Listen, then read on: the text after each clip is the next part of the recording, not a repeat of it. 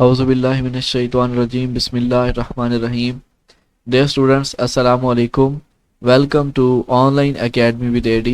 Okay, आज हमने waves के सिंपल फिनोमेना की बात करनी है। सबसे पहला फिनोमेना जिसकी हमने बात करनी है that is reflection of waves. तो रिफ्लेक्शन के बारे में आप पहले भी पढ़ चुके हैं। रिफ्लेक्ट होना क्या होता है कि अगर कोई चीज़ जो है वो किसी मीडियम में ट्रैवल कर रही है और वो दूसरे मीडियम से टकराए और वहाँ से टकराने के बाद फिर क्या हो कि वो मुड़कर वापस पहले मीडियम में आ जाए, उसे बोलते हैं रिफ्लेक्शन।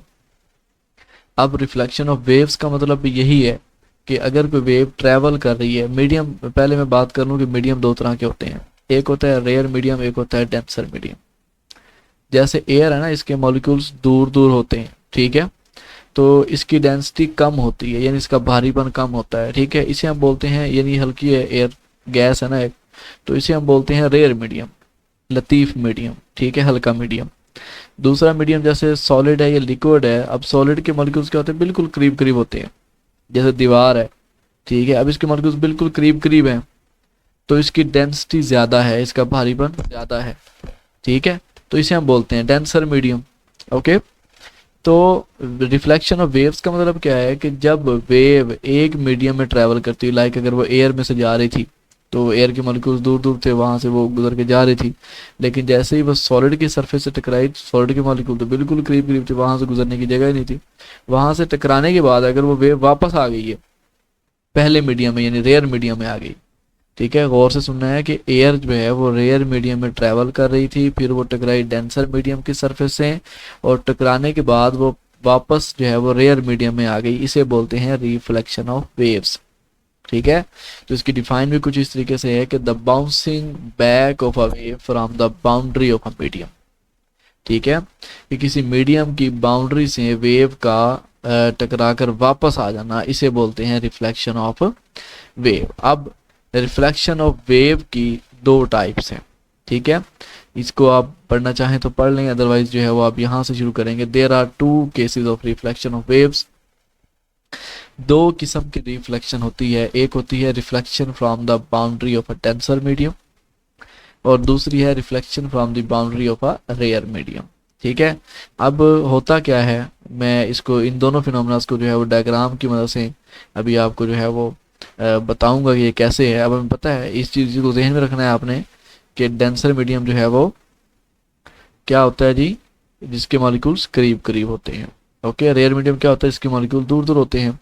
तो एक डायग्राम की मदद से हम इन दोनों को देखेंगे। फॉर एग्जांपल अगर वेव जा रही है यहाँ से, ठीक है, और आगे ये फॉर एग्जांपल ये रस्सी है और रस्सी जो है वो फिक्स है यहाँ पे, किसी दीवार से आपने बांधी हुई है, चलें, ठीक है, तो क्या होगा, वेव अगर आपने पैदा की है यहाँ से हैंड के जरिए, आपने यहाँ इस रस्सी में वेव पैदा की है, ये वेव जाएगी टकराएगी उससे, ठीक है। जैसे ये वेव इस एंड को टकराएगी जो कि सॉलिड है, तो टकराने के बाद क्या होगा, अब जारी बात है रस्सी ने क्या किया है, एक्शन किया है उस सॉलिड के ऊपर, डेंसर मीडियम के ऊपर। ओके, तो जारी बात है वो जो सॉलिड होगा वो तो नहीं अपनी जगह से हिल सकता, वो तो फिक्स है, ठीक है, तो वो रिएक्शन करेगा रस्सी के ऊपर, उस रिएक्शन के जरिए में ये वेव वापस जाएगी। पहले ये वेव इस डेंसर मीडियम की तरफ जा रही थी, रस्सी ने एक्शन किया, कुछ फोर्स लगाई उस डेंसर मीडियम के ऊपर, डेंसर मीडियम ने रिएक्शन किया उस रस्सी के ऊपर, ठीक है, उस रिएक्शन के जरिए में वो जो वेव थी वो दोबारा प्रोड्यूस होगी, ठीक है, और वो वापस ट्रैवल करना शुरू कर देगी, जैसे कि आपको यहाँ डायग्राम में नजर आ रहा है। लेकिन ये रिफ्लेक्शन हो रही है डेंसर मीडियम से, लेकिन इसमें देखें आप कि यहाँ पे क्रस्ट की फॉर्म में वेव जा रही थी, ठीक है, यानी अपवर्ड उसकी थी मूवमेंट ना, मीन पोजीशन से पार्टिकल ऊपर थे स्ट्रिंग के, रस्सी के, लेकिन जब वापस आई है तो अब रस्सी के पार्टिकल क्या है, मेन पोजीशन से नीचे हैं, ट्रफ की फॉर्म में वेव आ रही है। तो इस चीज को माइंड में रखना है कि जब भी डेंसर मीडियम से रिफ्लेक्शन होती है तो क्या होता है, फेज शिफ्ट होता है। जब वो वेव टकरा कर वापस आती है तो वो 180 का फेज शिफ्ट कर लेती है, यानी अगर वो क्रस्ट में जा रही थी तो ट्रफ में वापस आएगी, अगर वो ट्रफ में जा रही थी तो वापस वो क्रस्ट में आएगी, ठीक है।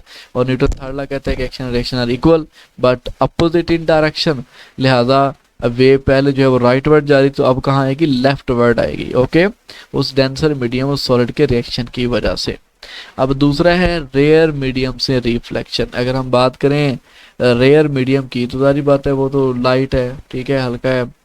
अब होगा क्या, वेव जाएगी और अगर फॉर एग्जांपल यहाँ पे जो रस्सी का एंड है वो किसी चीज़ से बंधा हुआ नहीं है, वो आज़ाद है, ठीक है, रस्सी ऐसे पड़ी हुई है, तो अब क्या होगा, अब वेव जाएगी। पहली बात तो ये है कि जैसे रस्सी खत्म होगी वेव खत्म हो जाएगी, लेकिन अगर वो वेव बच जाती है और किसी तरीके से दूसरे एंड तक पहुंच गई तो फिर क्या होगा, अब एयर के मॉलिक्यूल्स आपको पता है वो तो बहुत दूर दूर है, ठीक है, तो वो बहुत थोड़ा रिफ्लेक्ट करेंगे वेव को, और रिफ्लेक्टेड वेव जो है वो वापस आ जाएगी। यहाँ पे उसको किसी रिएक्शन का सामना नहीं करना पड़ेगा, ठीक है। तो यहाँ पे क्या हो रही है, वेव वापस तो आ रही है लेकिन क्रस्ट में ही गई थी और क्रस्ट में ही वापस आएगी। यहाँ पे क्या था, अगर क्रस्ट जा रहा था तो ट्रफ की फॉर्म में वेव वापस आ रही है, ठीक है, लेकिन यहाँ पे क्या है, अगर क्रस्ट की फॉर्म में वेव गई है तो क्रस्ट की फॉर्म में ही वापस आएगी, लेकिन ये बहुत थोड़ी वेव होगी, ना होने के बराबर आपको नजर आएगा कि यहाँ पे वेव जो है वो स्ट्रिंग में वापस आ रही है। ओके, तो इसमें इस टॉपिक में हमने अभी तक ये देखा कि रिफ्लेक्शन क्या है, वेव्स का जो है वो एक मीडियम से जाते हुए दूसरी मीडियम की सतह से टकराना और वापस आ जाना, ये रिफ्लेक्शन है। रिफ्लेक्शन के दो केस देखे हमने, कहा अगर वेव जो है वो मूव कर रही है और मूव करते हुए किसी डेंसर मीडियम से टकराती है तो वो वापस होते आते हुए 180 का फेज शिफ्ट करेगी। लेकिन अगर वो वेव ट्रैवल करती हुई रेयर मीडियम की सतह से टकराती है तो वो वापस आते हुए कोई फेज शिफ्ट नहीं करेगी, अगर क्रस्ट गया तो क्रस्ट ही वापस मिलेगा। ये थी रिफ्लेक्शन ऑफ वेव्स। अब इसके बाद हम बात करते हैं प्रिंसिपल ऑफ सुपरपोजिशन की, बल्कि इससे पहले मैं आपको जो है वो ट्रांसमिशन ऑफ वेव्स पढ़ाता हूँ। अब ट्रांसमिशन ऑफ वेव्स क्या होती है, रिफ्लेक्शन क्या था, वेव्स कहीं टकरा के वापस आ गई, ठीक है, लेकिन ट्रांसमिशन में क्या होता है कि वेव जाएगी किसी मीडियम से टकराएगी और टकराने के बाद वेव का कुछ हिस्सा उस मीडियम में से गुजर जाएगा और कुछ हिस्सा जो है वो टकरा के वापस आएगा, या फिर वो मीडियम उस वेव को एब्जॉर्ब, उस वेव का कुछ हिस्सा एब्जॉर्ब कर लेगा, ठीक है। बड़ी सिंपल सी एग्जांपल है, एक्सरेज होती हैं वो हमारी बॉडी में से पास हो जाती हैं, ये क्या है, वेव्स का ट्रांसमिट हो जाना। कुछ वेव्स ऐसी होती हैं जो कि हमारी बोन्स में से टकरा के वापस आती हैं, ठीक है, यानी जब वेव्स किसी मीडियम में से गुजरती हैं तो कुछ वेव का कुछ हिस्सा गुजर जाता है और कुछ टकरा के वापस आता है, जो टकरा के वापस आ गया उसे हम कहते हैं वेव की रिफ्लेक्शन। लेकिन जो वेव का हिस्सा गुजर गया उसे हम बोलते हैं ट्रांसमिशन ऑफ वेव्स। ट्रांसमिशन का मतलब होता है मुंतकिल होना, तो वेव्स का गुजर जाना किसी मीडियम में से, इसे बोलते हैं ट्रांसमिशन ऑफ वेव्स। तो इसकी डिफाइन भी हम कुछ ऐसे ही करते हैं, transmission of waves refers to the process, transmission of wave एक ऐसे अमल का नाम है by which waves pass through a medium, जिसमें वेव्स क्या करती हैं, किसी मीडियम में से गुजर जाती हैं या एक मीडियम से दूसरे मीडियम में जाती हैं, ठीक है। तो बात एक ही है कि वेव्स की ट्रांसमिशन का मतलब क्या है कि वेव्स अगर किसी मीडियम में से गुजर जाएं तो उसे ट्रांसमिशन ऑफ वेव्स कहते हैं, सिंपल सी बात है, ठीक है। और ये जो ट्रांसमिशन ऑफ वेव्स है इसको आप देखते हैं साउंड वेव्स में, लाइट वेव्स में और इलेक्ट्रोमैग्नेटिक वेव्स के अंदर। ओके, अब इसके बाद ट्रांसमिशन प्रोसेस की बात करें कि ये ट्रांसमिशन होती कैसे है, तो कहता है when a wave encounters a boundary, जब भी वेव किसी बाउंड्री से टकराती है दो मुख्तलिफ मीडियम के दरमियान, जैसे अब हवा है, हवा के आगे दीवार आ गई, तो वो जो दीवार की अपर सरफेस होगी ना वो बाउंड्री है, वो डेंसर मीडियम और रेयर मीडियम को अलग कर रही है, यानी वो हवा को इंटो से अलग कर लिया, आप ये कर रही है, आप ये भी कह सकते हैं।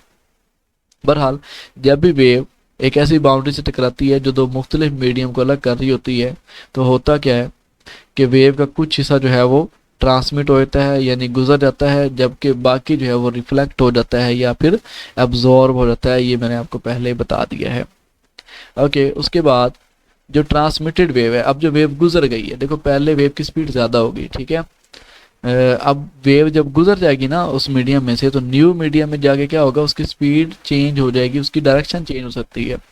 जैसे आपने रिफ्रैक्शन पढ़ी हुई है वेव की कि वेव एक मीडियम से जब दूसरे मीडियम में जाती है, ठीक है, जैसे हवा से शीशे में दाखिल हो गई तो क्या होगा, वो गुजर तो जाएगी लेकिन अपना रास्ता थोड़ा सा चेंज कर लेगी, वो बेंड हो जाएगी अपने रास्ते से, ठीक है। तो ट्रांसमिशन ऑफ वेव में ऐसे होता है कि वेव गुजर जरूर जाती है लेकिन गुजरने के बाद इट इज़ पॉसिबल कि उसकी स्पीड भी चेंज हो जाए और उसकी डायरेक्शन भी चेंज हो जाए, ठीक है, और अक्सर ज़्यादातर यही होता है। ठीक है, बहुत कम केसेस ऐसे होते हैं कि जिसमें वेव किसी मीडियम में से गुजर भी जाती है और उसकी स्पीड और डायरेक्शन पे कोई फर्क नहीं पड़ता। ओके, उसके बाद है ट्रांसमिशन कोफिशिएंट। अब ट्रांसमिशन कोफिशिएंट क्वांटिफाइज, यानी ये मिकदार बताता है fraction of waves energy, wave की एनर्जी का के उस हिस्से के बारे में। ठीक है, ये हमें मिकदारी तौर पे बताता है कि वेव की एनर्जी जो है वो कितनी ट्रांसमिट हो गई है, मुंतकिल हो गई है बाउंड्री में से या किसी जिसम में से। इन सादा लफ्ज़ों में अगर मैं कहूँ तो ट्रांसमिशन कोफिशिएंट हमें ये बताता है कि वेव की एनर्जी का कितना हिस्सा किसी भी बॉडी में से गुजर गया है और कितना जो है वो उस बॉडी ने जज़ब कर लिया है, अब्जॉर्ब कर लिया है या फिर रिफ्लेक्ट कर दिया है।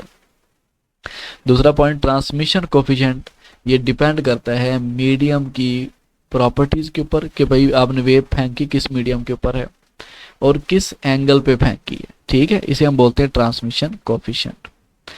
एग्जाम्पल्स की बात करें तो साउंड वेव्स। अब साउंड वेव्स हवा एयर में से भी गुजर रही हैं। ठीक है, जैसे दो लोग बात कर रहे थे तो एयर होगी तो साउंड वेव गुजरती हैं। इनफैक्ट अगर एयर ना हो तो वो साउंड वेव तो ट्रैवल नहीं कर सकती। बहरहाल ठीक है, तो यहाँ क्या हो रहा है, साउंड वेव्स जो है वो ट्रांसमिट हो रही हैं, मुंतकिल हो रही हैं एक जगह से दूसरी जगह। But when sound waves hit a wall, लेकिन जैसे ही ये साउंड वेव्स किसी दीवार से टकराती हैं तो इनकी कुछ एनर्जी दीवार के पार भी गुजर जाती है। ठीक है, अगर आप दीवार को कान लगाए तो उसको थोड़ी थोड़ी आवाज़ सुनाई दे जाएगी। ठीक है, हुआ क्या कि जैसे साउंड वेव्स टकराएं उनकी एनर्जी का कुछ हिस्सा आगे ट्रांसफर हो गया। इसे हम बोलते हैं transmission of waves. In the same way light waves भी जो है वो ट्रांसमिट हो जाती हैं। रोशनी है तो वो ट्रांसपेरेंट मटेरियल्स, यानी ऐसी मटेरियल जिनमें से रोशनी गुजर सकती है, जिनके आर पर आप देख सकते हैं, उनमें होता क्या है कि उनमें जो है वो लाइट वेव्स गुजर जाती हैं, लेकिन जैसे ही गुजरेंगी वो थोड़ा सा बेंड भी हो जाएंगी और उनकी स्पीड भी थोड़ी सी कम हो जाएगी। उसकी वजह यह है कि उनकी एनर्जी कम हो जाएगी। ओके, चलें जी, अब हम ट्रांसमिशन ऑफ वेव्स की एप्लीकेशंस की बात करते हैं। तो पहली बात, ये जो ट्रांसमिशन ऑफ वेव्स है, वेव्स का मुंतकिल होना हमारे लिए बड़ा फ़ायदेमंद है। ठीक है, इसके ज़रिए आप देखें रेडियो वेव्स, टेलीविज़न वेव्स, ठीक है, ये सारी वेव्स अब देखिए कहाँ ट्रांसमिशन हो रही है, कहाँ पे वो जो है वो इसको सारा रिकॉर्ड करते हैं और वहाँ से वो सिग्नल्स ट्रांसमिट करते हैं और उन सिग्नल्स को जो है वो हम उन सिग्नल्स के ज़रिए यहाँ बैठे बैठे उनकी जो है वो लाइव ब्रॉडकास्ट देख रहे होते हैं। तो अगर वेव्स ट्रैवल ना करती, मुंतकिल ना होती तो हम तक सिग्नल भी ना आते। ओके, तो वेव्स का मुंतकिल होना हमें फ़ायदा देता है। इसके अलावा मेडिकल इमेजिंग में अल्ट्रासाउंड्स हैं। अब अल्ट्रासाउंड में क्या होता है, वो ऐसी साउंड वेव्स को यूज़ करते हैं जिनकी फ्रिक्वेंसी जो है वो आई थिंक 15,000 हर्ट्ज से ज़्यादा होती है। ओके, तो होता क्या है कि वही साउंड वेव्स हमारी बॉडी से टकराती हैं, टकराने के बाद कुछ गुजर आती हैं और कुछ जो है वो टकरा के वापस आती हैं और उस बॉडी का इमेज क्रिएट करती हैं। अगर सारी की सारी वापस आती तो भी हम जो है वो बॉडी का इमेज नहीं ले सकते थे। तो कुछ वेव्स के आगे गुजर जाने की वजह से फिर हमें जो वेव्स वापस मिल रही हैं उनका इमेज हमें बताता है कि हमारी बॉडी ठीक है या उसमें कोई प्रॉब्लम है। तो इट मीन्स वेव्स का गुजरना हमारे लिए फ़ायदेमंद है। ये कुछ एप्लीकेशंस थी ट्रांसमिशन ऑफ वेव्स की। ओके, अब लास्ट टॉपिक जो हमारा है ट्रांसमिशन ऑफ वेव्स के बाद, that is principal of superposition. अब सुपरपोजिशन का मतलब होता है मिलना। ठीक है, तो होता क्या है, फॉर एग्जांपल यहाँ पे दो वेव्स हैं, जब दो वेव्स मिलती है ना किसी पॉइंट के ऊपर, ठीक है, तो उसे हम बोलते हैं principle superposition of waves, waves का मिलना। लेकिन होता क्या है, देखिए यहाँ पे फॉर एग्जांपल एक वेव ट्रैवल कर रही है और एक वेव इधर से लेफ्ट वर्ड ट्रैवल कर रही है, एक वेव यहाँ से राइट वर्ड ट्रैवल कर रही है। तो होगा क्या, यहाँ पे अगर मैं बात करूँ रस्सी की, तो ये रस्सी यहाँ पे पड़ी है, इसकी मेन पोजीशन ये है। जैसे ये टकराएंगी, ठीक है, तो एक दूसरे की एनर्जी, सारी बात है वो एक दूसरे की एनर्जी को बढ़ाएंगी या कम भी कर सकती हैं वैसे, बट अगर वो बढ़ाती हैं तो हुआ क्या, अब ये जो रस्सी यहाँ पड़ी थी वो कहाँ पहुँच गई, इधर पहुँच गई।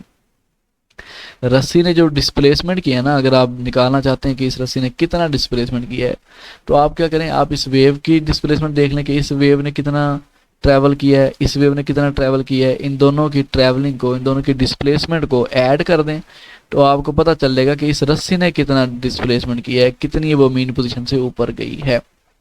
यानी हम कह सकते हैं कि इस रस्सी का, इस स्ट्रिंग का जो टोटल डिस्प्लेसमेंट है, it is a sum of displacement of the individual waves. कि अलग अलग वेव्स ने जितनी डिस्प्लेसमेंट की थी उन दोनों को ऐड कर दे तो आपको रस्सी की डिस्प्लेसमेंट मिल जाएगी। This is the principle of superposition कि when several waves combine at a point, जब बहुत सारी वेव्स कंबाइन होती हैं एक पॉइंट के ऊपर, the displacement of any particle of the medium, medium के जो है वो किसी पार्टिकल की जो डिस्प्लेसमेंट होती है, it is the simply some of displacement of the individual waves. ये जो है वो इंडिविजुअल वेव्स की डिस्प्लेसमेंट के सम के बराबर होता है। यानी आप इंडिविजुअल वेव्स की डिस्प्लेसमेंट को सम कर लें, आपको जो है वो पार्टिकल की टोटल डिस्प्लेसमेंट मिल जाएगी। थोड़ी देर के बाद जो है वो जारी बात है ये आपस में टकराएंगी, एक्शन था, रिएक्शन के तौर पर ये दोनों वेव एक दूसरे को अपने से दूर भेज देंगी। तो जो लेफ्ट वर्ड जा रही थी वो राइट वर्ड ट्रैवल करेगी और जो राइट वर्ड जा रही थी वो लेफ्ट वर्ड ट्रैवल करेगी। अगर आप गौर करें तो इसकी एनर्जी, इस वेव की एनर्जी इसको शिफ्ट हो गई है, ठीक है, और इसकी जो ज़्यादा एनर्जी थी वो इसको शिफ्ट हो गई, तो इसकी एनर्जी बढ़ गई है वापस जाते हुए और इसकी एनर्जी कम हो गई है। ओके, तो यहाँ पे इसको मैथमेटिकली भी लिखा हुआ है कि टोटल डिस्प्लेसमेंट जो वेव का है, it is the sum of displacement of the individual waves. ठीक है, ये जो मैंने डायग्राम से आपको एक्सप्लेन किया ये यहाँ पे एग्जांपल में लिखा हुआ है, आपने ऐसे ही करना है। ओके, तो आज के लेक्चर में हमने 3 चीज़ों के ऊपर बात की। ठीक है, एक हमने बात की रिफ्लेक्शन ऑफ वेव्स के ऊपर, ठीक है, और एक हमने बात की रिफ्लेक्शन ऑफ वेव्स में मैंने क्या देखा कि अगर वेव जाती हुई टकराती है और वापस पहले मीडियम में आ जाती है, that is reflection of waves.